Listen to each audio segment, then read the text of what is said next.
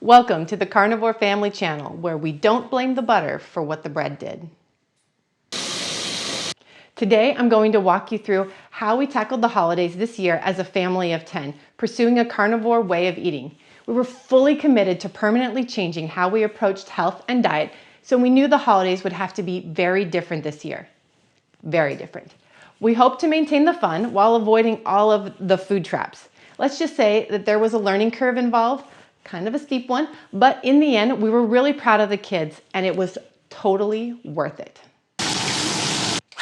Before we get started, do me a solid and hit the subscribe button and ring that bell. When we're done here, check out the Carnivore Family on social media and our store. Links in the description box below.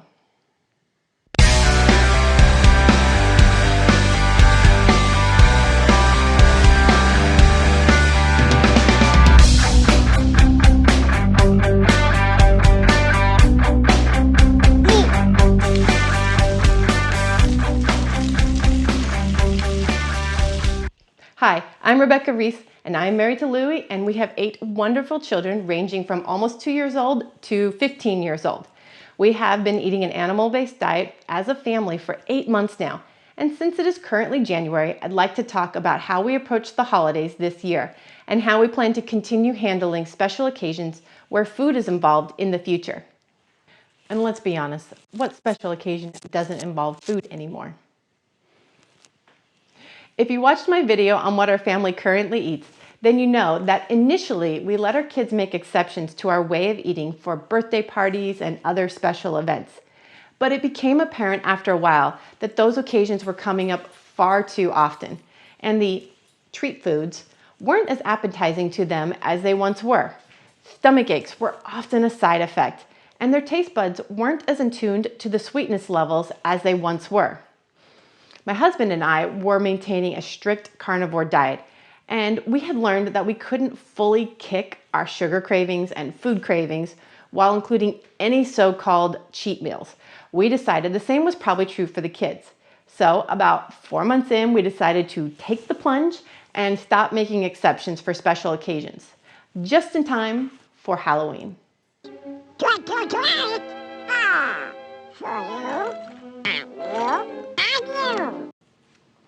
We started talking to the kids about expectations early on and decided to set our main activity to one trunk or treat party with close friends.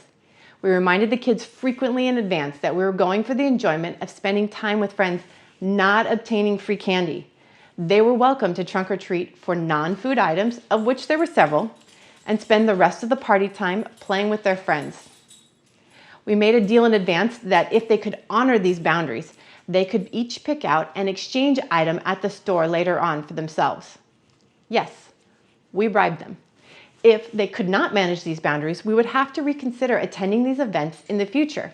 I know this will sound so extreme to many people, but our family had gone through some very serious health issues, and we just had to make a dramatic, permanent change. And it had to be as a family. We talked about it a lot, leading up to the event. And I was nervous going into it because I realized how counterintuitive this would seem in our current culture. But if they were allergic to a certain food, we wouldn't try to justify making exceptions. And nobody can argue that candy has any nutritionally redeeming qualities. It is purely for entertainment. And we were dedicated now to treating food as fuel, not entertainment anymore.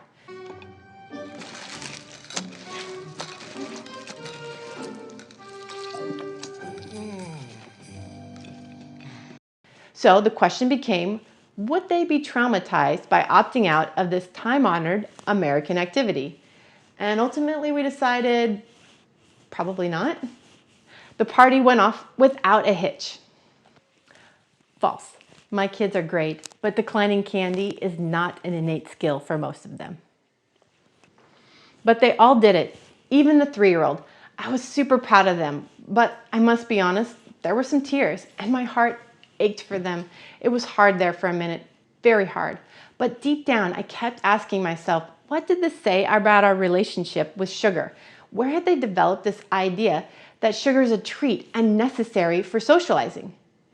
They learned it from us, their parents, and we were about to fix this. Of course, If they only had candy once or twice a year, like Laura and Mary did in the Little House books, then it would probably be just fine.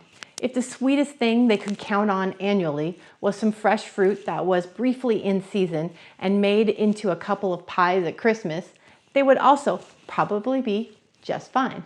But that's not the world we live in today. Today, there is sugar in approximately 70% of food products. It's hidden underneath 50 different names like maltodextrin and dextrose and maltose. We have to go to great lengths to avoid it. Sugar-related elements such as type 2 diabetes continue to rise across the country, even amongst children, at alarming rates. The average American consumes 150 pounds of sugar a year. That's 12.5 pounds a month. Remembering these details galvanized my commitment to cutting sugar completely out of our lives forever. So back to Halloween. It was a learning experience. In the end, the kids had fun with their friends and they enjoyed picking out a new book or toy or clothing item for themselves much more than they enjoyed or would have enjoyed a candy binge.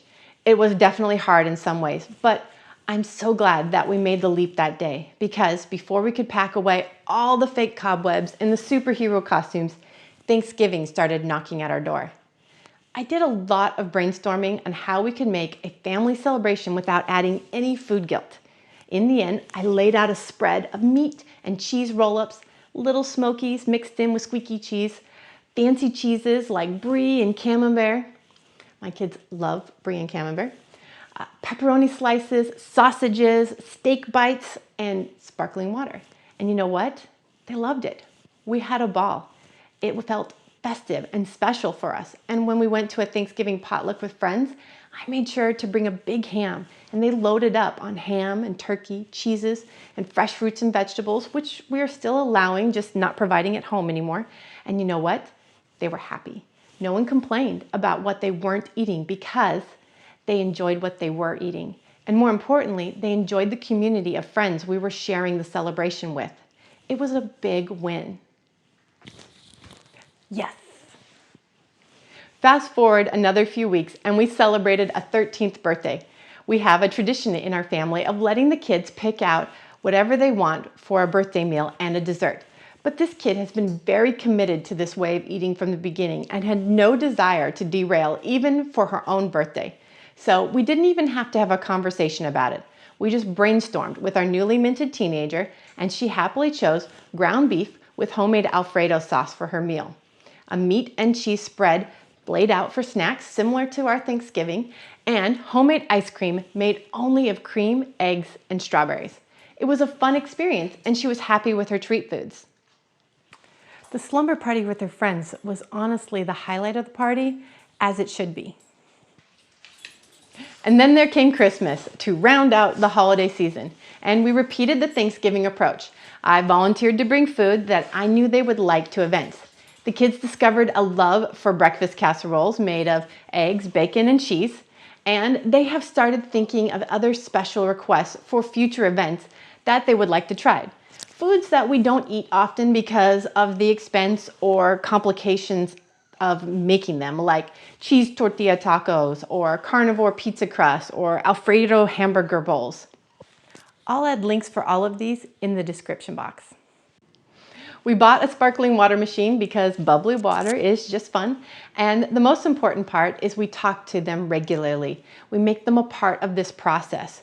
What it means to us as a family, what our goals are, what we are learning about health and nutrition, and why we have ditched the standard American diet.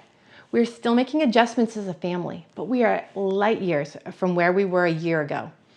The older ones are very invested in the process because they can see the benefits for the family with their own eyes. And the younger ones have adjusted remarkably well, the way that kids do. I encourage you not to be afraid to make big changes for your family. Don't underestimate an older kid's ability to understand the benefits of the carnivore diet. And remember that the sooner a younger kid makes the adjustment, the more normal it will be for them. Learn together, make it fun, lead by example, and normalize eating meat all day, every day. To help you get started, I'm giving away my free Carnivore Family Grocery Guide that you can use to help get your family on the road to carnivore success.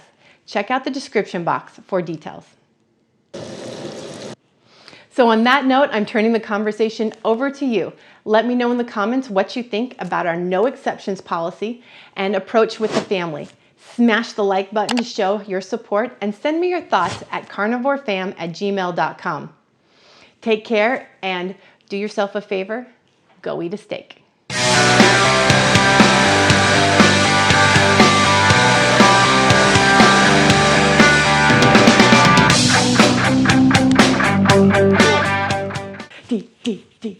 I lost my place. Nutmeg.